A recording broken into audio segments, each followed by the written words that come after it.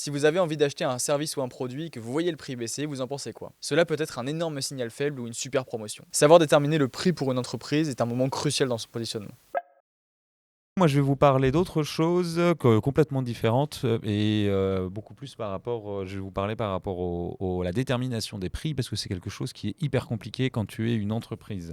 Je parle que ce n'est pas de déterminer son prix au démarrage, c'est de quand tu as ton prix quand tu as déjà un produit ou un service sur le marché, que tu as déjà ton prix. Et il y a une phrase que l'on entend relativement peu, c'est qu'il faut toujours avoir peur de baisser son prix et jamais avoir peur de l'augmenter. La problématique, si vous baissez votre prix, il va y avoir plusieurs impacts. Le premier, c'est qu'à coût de production équivalent, vous allez avoir une érosion de la marge. Le problème, ça veut dire que vous allez avoir moins de marge et donc moins d'argent à terme pour pouvoir innover, faire de la com, faire d'autres choses.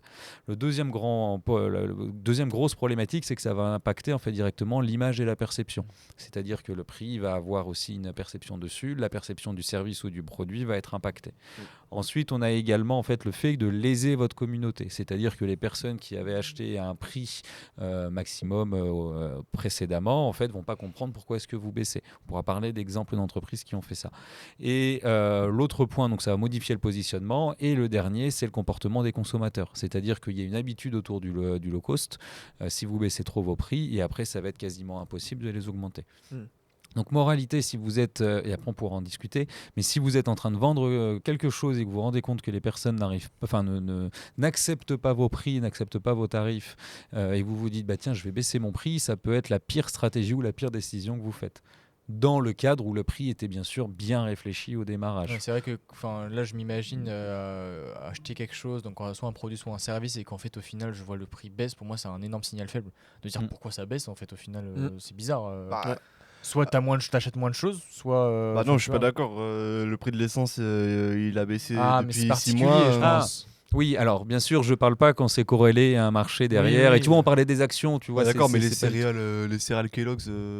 Ah bah ouais, mais pour Je moi, suis pas c'est sûr qu'elles aient baissé. Ah non, Non, mais justement, même t'as si elle- l'inverse. ouais. Mais si Non, elle je te- baisse, ça veut pas dire que c'est moins bon. Bah, C'est un peu. Ah, c'est un pour peu moi, plus Non, c'est- je parle de compliqué, produits pense. et de services pour une entreprise par rapport si tu prends les céréales, c'est par rapport au kilo. Ça ne baisse Ouais. pas depuis X années. Ouais. Justement, ils augmentent leur marge en réduisant le nombre de céréales. Ça s'appelle la le shrinkflation. Voilà. Hey, Mais ça, on a pu le voir, nous, quand on a commencé, c'est qu'en fait, beaucoup de gens, je prends la plateforme Malte, qui est une plateforme de freelance qui permet justement de se référencer en tant que freelance, notamment dans le monde de la tech.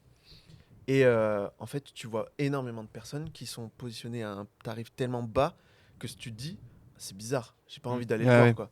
J'ai pas C'est envie la de- perception, c'est totalement la perception. C'est tout bête, tu vois, mais tu vois, c'est l'iPhone 15. Si je vous dis je vous le vends à 250 €, qu'est-ce que vous me dites? Il a...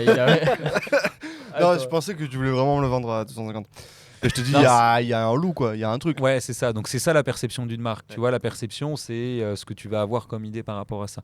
Et pour beaucoup, d'ailleurs, le prix est tout ce qui est cher va être luxueux ou etc. Mais c'est pas parce que le prix doit être une conséquence. C'est pas parce que tu es cher que les gens vont vouloir l'acheter. Tu vois la définition du luxe, on en a déjà parlé dans pas mal de podcasts précédemment, mais le prix est une conséquence. Tu vois, tu vas avoir pour le luxe l'expérience utilisateur, l'image de marque que ça va t'apporter, le rapport qualité-prix et la disponibilité. Donc c'est tout ça qui va faire qu'un produit est cher. Mais le fait d'avoir un produit, tu vois, tellement c'est pas cher, soit tu es sur une stratégie de pénétration de marché énorme et donc tu vas réussir en fait tout simplement à écraser toute la concurrence et te dire bon ben moi je vais inonder le marché pendant un moment donné.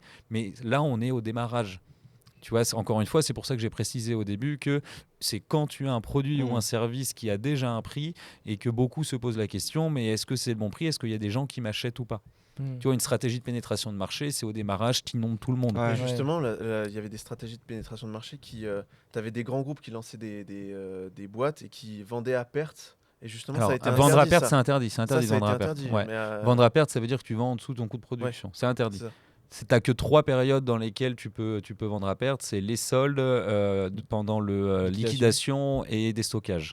Le reste du temps, tu n'as pas le droit. D'ailleurs, c'est pour ça que le Black Friday, c'est une énorme campagne marketing. Vous savez, ils ont fait une étude, combien vous gagnez d'argent, combien vous faites d'économies en pourcentage en moyenne au dernier Black Friday. C'est un truc dérisoire, genre 12%. C'est 3% sur les Ouais, prix. tu vois. Tout simplement parce qu'en fait, en France, c'est interdit de vendre en dessous. Donc quand tu vois une baisse prix à moins 75% pour le dernier vendredi de octobre, en fait, c'est simplement qu'avant, artificiellement, on a augmenté les prix pour ensuite les mais rebaisser. en plus de ça, moi j'ai vu un moment, j'étais allé dans un magasin justement de prêt-à-porter. J'avais regardé justement, il y avait une solde de moins 70%. J'avais retiré un peu l'étiquette, le prix en dessous c'était le même. Oui, mais il y en a c'est que ça, plein de s'ils vidéos se font sur choper, TikTok de C'est ça. le même. Ouais. Ouais, mais tu sais que c'est tout bête quand vous commandez, je sais pas si ça vous arrive de commander sur internet et que tu vois marqué alors imaginons vous avez 50 € et 5 € de livraison ou alors 55 € et livraison offerte. Mais tu choisis toujours la deuxième formule. Je voulais juste, parce que je vois le temps qui passe, imaginons que vous avez un produit et que vous avez déterminé un prix. Vous ne savez que vous ne pouvez pas baisser ce prix et que vos clients, votre cible, en fait, ne vous l'achètent pas. Quelles actions vous pouvez faire ? Si vous avez un produit ou un service pour des personnes et ces personnes ne l'achètent pas en vous disant c'est trop cher. Alors moi, j'aurais essayé d'augmenter le prix, mais en rajoutant des services ou Services de la supplémentaires, quantité. Ouais, j'aurais fait pareil. Ouais. Et du coup, les gens se disent ok, ça a augmenté, mais j'ai plus de choses. Et donc, du coup, peut-être montrer sur cette augmentation que tu augmentes un peu le prix, mais tu augmentes beaucoup, Ouais, tu rajoutes beaucoup de retravailler choses. l'offre. Quoi, donc, Retravailler l'offre au global. Donc le premier point, c'est ça, c'est de rendre Ouais. ton offre évidente, le besoin auquel tu réponds, c'est évident, c'est tellement incroyable, Ouais. etc. Et l'autre point, c'est potentiellement, tu t'es juste trompé de cible. ouais, c'est ce que j'allais dire, pivoter en fait. Ah oui. Non, tu vois, la problématique, c'est que vous aimez tous, on va dire, la Ferrari de chez Ferrari. Ah oui. Ouais. Vous êtes ciblé. Est-ce que Ferrari vous envoie de la pub ? Pas du tout.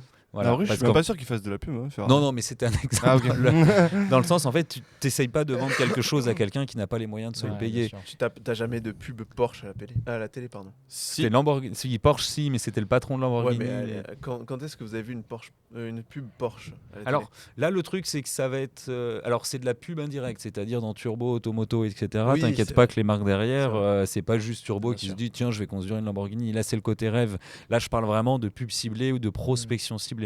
Si tu es dans le cadre d'une entreprise et que 100% de ta cible ou toutes les personnes te disent ton produit est trop cher, c'est vrai que la première chose que tu peux te dire derrière, c'est tiens, je vais baisser mon prix. Mais le problème, c'est que ça va avoir l'impact des 6 points que j'ai cités tout à l'heure. Mais c'est simplement plutôt se poser la question, est-ce que c'est ta bonne cible ? Ouais. Mais de toute façon, on ne s'épuise pas à vendre quelque chose à quelqu'un qui n'a pas les moyens de se le payer. Et attention aussi, il ne faut pas se dire il ne faut pas confondre c'est trop cher parce que j'ai pas les moyens et c'est trop cher pour un peu niveau zéro de la négociation en mode vas-y baisse-le. Ouais. Donc potentiellement, si jamais vous êtes face à cette situation, c'est de se dire soit de retravailler l'offre, la rendre évidente, tellement alléchante, tellement sexy qu'on se dit oui, forcément ça vaut ça, soit tout simplement d'essayer de retravailler la cible et le positionnement. Ouais, c'est souvent la cible qui est le plus pertinent. C'est le positionnement. Oui, après, Ça bien dépend, sûr, c'est une Si question t'es vraiment hors de d'opportunité. prix par rapport à ton marché, mais Oui, après, il faut voir aussi d'où tu pars. Mais de toute façon, ce qu'il faut savoir, c'est que déterminer le prix dans une entreprise, c'est ce qu'il y a de plus compliqué et c'est extrêmement Et puis dur. c'est en constante évolution. Il faut tout le temps surveiller le marché, comment ça évolue, etc. J'imagine. Parce que de rester 10 ans sur le même prix et la même prestation, c'est pas possible, je sais pas. ça envoie un Tout signal, dépend si ouais. tu as beaucoup de concurrents. Après, tu vois, ça dépend aussi de la forme du marché. Si on a eu beaucoup d'ententes des prix. On a une histoire assez connue dans les années SFR, 2000. Orange et Bouygues. Voilà, c'est un oligopole. Les trois sont entendus sur les prix. Bon, c'est interdit. Mais Free est arrivé, a mis un coup de pied dans la fourmilière et puis a explosé les prix, etc. J'en en parlais dans un podcast, je sais plus lequel, mais j'avais retrouvé une photo des forfaits à l'époque. C'était 50 € par mois et t'avais rien. Ouais. T'avais 60 SMS ou un truc. mais genre, ouais, alors peut-être alors c'était SMS et MMS illimité et le soir après 22h et le week-end, Et je crois. c'est Miko, je crois. Non, c'était un tweet de Xavier Niel. D'ailleurs, il est amoureux Ah oui, de rire. c'était et il mieux avant. mettait, Oui, c'était mieux avant. c'était mieux avant. Ouais, c'est exactement ça. Ok. Ouais. Et lui, de toute façon, c'est un tueur sur Twitter. Ouais, si c'est le vous voulez. meilleur abonnement Twitter de la Terre. C'est génial. Ouais, j'ai une passion pour les gens pour les CM aussi en roue libre. C'est tous les community Ouais. managers en roue libre. Là, il y en a un nouveau, c'est le CM de Ryanair. Mm. Regardez. t'as Ah vu, ouais. mais oui, mais non, mais je vois des trucs, mais j'étais là en mode, mais c'est pas possible, ils se sont fait pirater. Non, non, c'était Duolingo aussi, vraiment. c'est pareil. Duolingo, Ouais, c'est une mais communication, à la limite, ils ont un positionnement, tu vois, Ouais, jeune, ouais, cool. décalé, ouais. Là, c'est Ryanair, Ouais. mais roue libre, Ouais. complète. T'avais Decathlon, SNCF aussi, ils étaient. SNCF aussi, ouais, c'est vrai. ouais, il Ouais, est mais pas du coup, mal. ils se positionnent trop bien auprès des jeunes, quoi. Ah ouais, non, c'est de toute façon le positionnement. Tu vois, si on prend la base du positionnement, prix, ça va être le prix, le produit, la place où tu vends en ligne ou en physique, et promotion, la manière dont tu communiques. Donc ça influence directement ton positionnement. Ok.